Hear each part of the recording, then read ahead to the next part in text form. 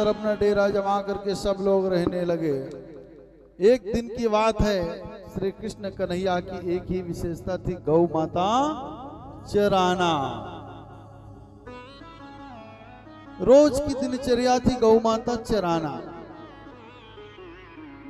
वह घर बड़े पवित्र होते, पुण्यात्मा होते जिन घरों में गौ माता हो। गौ माता चरा कर लेकर के आ रही थी। यमुना जी का जो जल था बड़ा दूषित था, वहां पर एक नाग रहता था, तो पूरा जल जहरीला हो गया था। गौ माता पी सब मर गई। जब मर गई तो श्री कृष्ण कन्हैया जी ग्वाल बाल भी पिए और मर गए। अपनी माया से सबको जीवित भी कर दिए और मन में विचार कर लिए कि अब इसको सबक सिखाना है। और एक दिन कदम की एक डाल पर बैठ करके, हम कथा को थोड़ा संवारने के लिए, सजाने के लिए बोल देते हैं कि कन्हैया जी खेल रहे थे तो कूद पड़े, लेकिन वास्तविकता वेद व्यास जी महाराज लिखते हैं कि कदम के पेड़ पर कन्हैया जी बैठे और बैठ करके सीधे जमुना जी में छलांग लगा दी।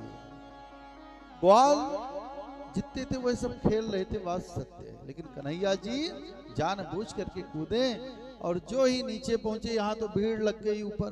कन्हैया गया यमुना में, यशोदा मैया का रो रो करके बुरा हाल। कन्हैया जी नीचे पहुंचे, जो ही नीचे गए तो वहां पर नाग पत्नियां समझाती हैं कन्हैया जी को, कहती हैं बेटा चला जा, तेरा मंगल हो जाएगा। लेकिन कन्हैया जी समझते नहीं, कहते कि अब आया हूं तो नागराज से मिलकर के ही जाऊंगा। जब कन्हैया जी ठान लेते हैं कि इसको सबक देना है तो सबक दे ही देते हैं। एक बार प्रेम से बोलिए। सुंदर वहां पर नाग पत्नियों के मना करने पर भी श्री कृष्ण जी नहीं माने। आगे चल करके नागराज का इनका युद्ध हुआ। नागराज बड़ा बलशाली था, बड़ा ताकतवर, बड़ा अहंकारी था। अहंकार के कारण वह कृष्ण जी से भी कहता है कि अभी तुझे मौका है, भाग जा।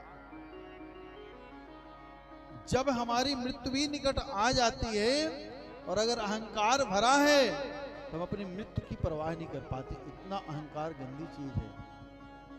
इसीलिए तो अहंकार के कारण कई लोगों की मृत्यु भी हो जाती है। प्रेम से बोलिए। कन्हैया जी से युद्ध करने के लिए उतावला हुआ। नाग पत्नियां बहुत समझाई अपने नागराज को भी, कन्हैया जी को भी, लेकिन दोनों जन तैयार है। भैया जब दोनों तरफ से युद्ध करने के लिए तैयार है तो फिर युद्ध हो ही जाता है। कोई एक किनारा हो जाए तो कोई बात नहीं। हाल वही हुई, यहां पर भी युद्ध चालू हुआ। कन्हैया जी परास्त कर दिए उसको, सिर्फ उसकी श्वास बची, शरण में आ गया। अच्छा, बाद में तो शरण में आना है, पहले से चले जाओ। हमारे यहाँ एक भैया थे अलबेला पंडित जी, तो कहते हैं कि अगर 4 एकड़ बची है तो बेच करके फिर झोली पकड़ना है, तो पहले पकड़ लो भैया, 4 एकड़ तो बची रह जाएगी। प्रेम से बोलिए। तो अगर शरण में ही आना है तो पहले ही चले जाओ, अहंकार क्यों दिखाए। यहां पर युद्ध हुआ, परास्त किए, शरण में आगे उसे क्षमा कर दिए, रहने को उसे स्थान बताते, तुम जाओ रमणक द्वीप में रहो। कहता है वहां पर हमें गरुण खा जाएगा। प्रभु कहते हमारे चरण के चिन्ह पड़ गए हैं, तुम्हारे ऊपर धूल लग गई है, गरुण परेशान बिल्कुल नहीं करेगा। चल दिया उसने अपने रास्ते। वेद व्यास जी महाराज लिखते हैं, बीच दानवे तथा भूतान कृष्णो योगेश्वरः ईच्छयामित वरिष्ण्या स्वानाथान समजीवयते। सुखदेव जी महाराज बताते कि सुनो, इसका मैं पूर्व वृत्तांत श्रवण करवाता हूं। बिनता, गरुण की मां कौन थी? बिनता। और कद्रू सर्पों की मां थी। दोनों का पहले से ही अनमन था। अनमन का मतलब समझ ही गए, 19-20 टक्कर चलता रहता था। परीक्षित जी महाराज हाथ जोड़ करके पूछते, कहते हैं प्रभु इनका क्यों अनमन था, वो हमें विस्तार से सुनाइए। तो कहते हैं कि गरुण और इनका पैर आगे की पीढ़ी में ये सौतन के रूप में थे, इसलिए इनके दोनों का वैर रहता था। गरुण आता था, सर्प को खा जाता था। एक बार सभी सर्प लोगों ने अनुसरण किया, ब्रह्मा जी के पास गए। ब्रह्मा जी से कहते, प्रभु आपकी बनाई हुई सृष्टि में हम भी हैं, हमें क्यों ये खा जाता है? ब्रह्मा जी ने समझौता किया। गरुण कहता हमें भी भोजन चाहिए। तो समझौता किया कि अमावस्या और पूर्णिमा को हर सर्प अपने परिवार से एक बच्चा देगा खाने के लिए। तो सब लोग देते थे। ये जो गरुड़ कालिया नाग था ये नहीं देता था, ऊपर से जो दूसरे लोग ला करके देते थे तो खा भी जाता था। प्रेम से बोलिए। तो गरुड़ जी महाराज को एक दिन क्रोध आया, उसके तरफ दौड़ पड़े।